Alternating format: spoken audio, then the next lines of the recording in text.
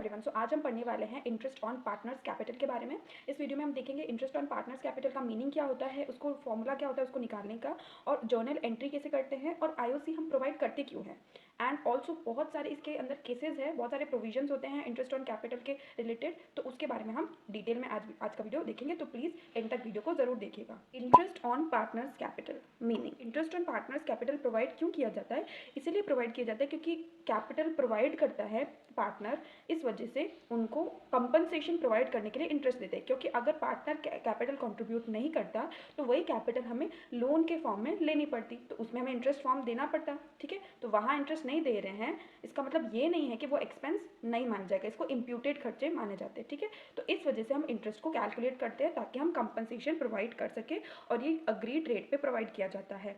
ये हमेशा opening balance of capital पे प्रोवाइड किया जाता है, और एडिशनल कैपिटल अगर कभी भी आती है तो उस डेट से हम till the end of FI हम एडिशनल कैपिटल को ऐड करने के बाद इंटरेस्ट कैलकुलेट करते हैं। और जब अमाउंट विड्रॉ किया जाता है, यानी withdraw drawing against capital, not drawing against profit, दो टाइप के होते हैं। ठीक है, तो ये ड्रॉइंग अगेंस्ट कैपिटल यानी permanent withdraw.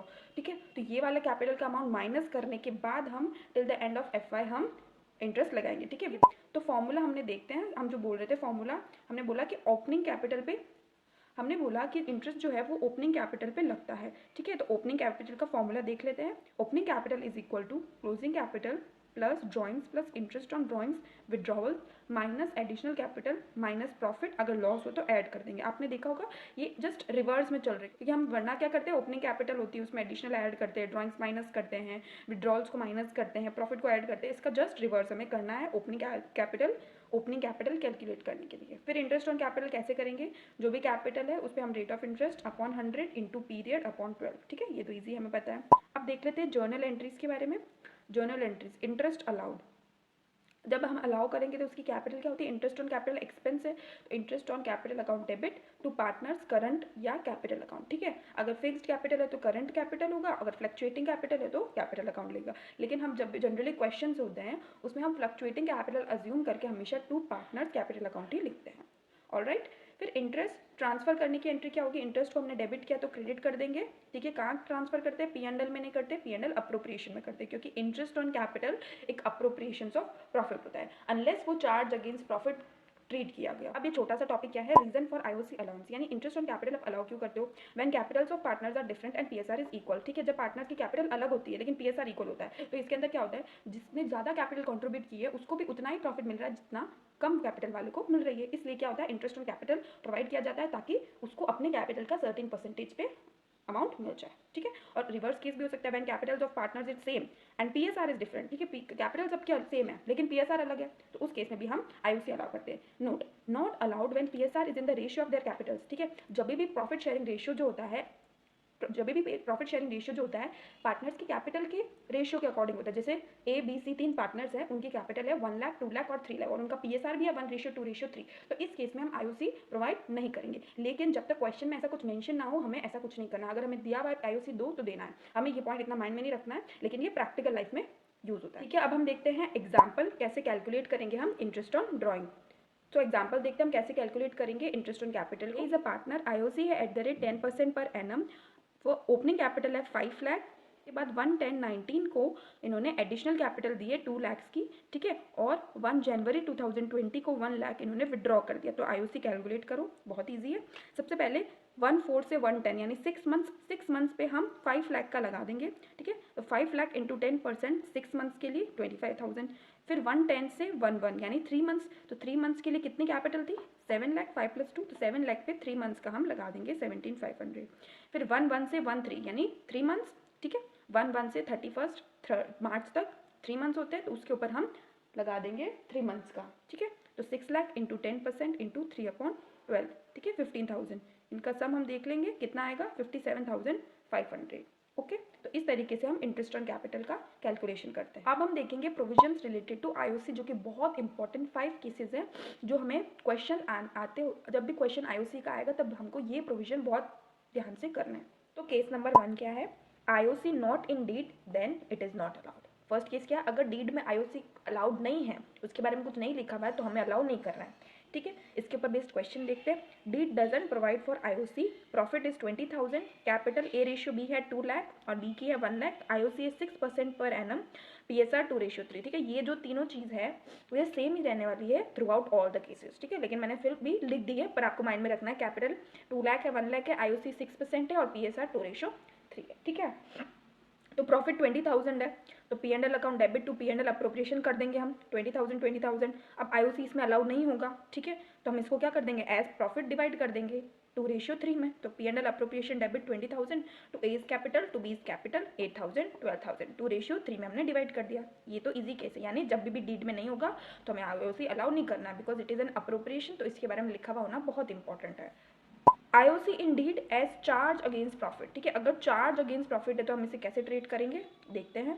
Deed provides for IOC at the rate 6% as a charge on profit, profit for the year is 2,000, A ratio B is 2 lakh 1 lakh 2:3 है पीएसआर। ठीक है, तो इंटरेस्ट ऑन कैपिटल डेबिट कर देंगे 18,000 से। Interest on capital की entry देखी थी हमने, इंटरेस्ट ऑन, अब बोलेंगे इसमें क्यों नहीं आया, क्योंकि हमने इसमें अलाउ ही नहीं किया। ठीक है, तो इंटरेस्ट ऑन कैपिटल 18,000 से डेबिट कर देंगे टू ए टू बी, कितना है 12,000 6,000। ठीक है, कितना हो जाएगा 6% 2 लाख का कितना होता है 12,000, 6% 1 लाख का होता है 6,000। तो ये हो गया इंटरेस्ट की एंट्री। अब इंटरेस्ट को ट्रांसफर करना पड़ेगा, तो पी एंड एल अकाउंट में डेबिट करेंगे। हमने देखा था उसमें पी एंड एल अप्रोप्रिएशन में हमने देखा था कि पी एंड एल अप्रोप्रिएशन में डेबिट करते हैं, लेकिन ये चार्ज है इसीलिए no P and L appropriation account will be debited, only P and L account will be debited because it is a charge against profit, but it will be allowed. Allow कितना होगा, पूरा होगा, लेकिन किससे होगा, P and L account से।